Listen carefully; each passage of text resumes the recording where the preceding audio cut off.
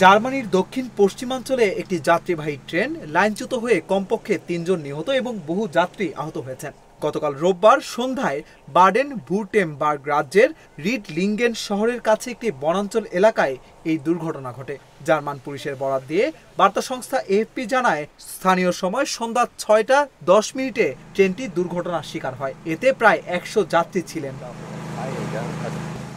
প্রথমে ৪ জন নিহত হওয়ার কথা জানানো হলেও পরে পুলিশ নিহতের সংখ্যা সংশোধন করে ৩ জন বলে নিশ্চিত করে।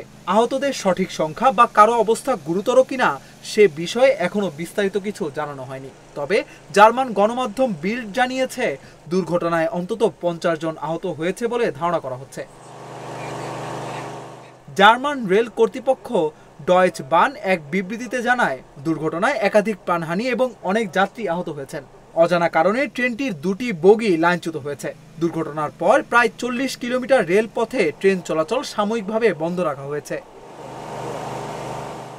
স্থানীয় আবহাওয়া সংস্থার বরাতে জার্মান সংবাদ মাধ্যমগুলোর প্রতিবেদনে বলা হয়, প্রবল ঝড় বৃষ্টির কারণে ভূমিধস হয়ে থাকতে পারে, যার ফলে এই দুর্ঘটনা ঘটে থাকতে পারে। এই ঘটনায় তদন্ত চলছে বলে জানিয়েছে জার্মান রেল কর্তৃপক্ষ।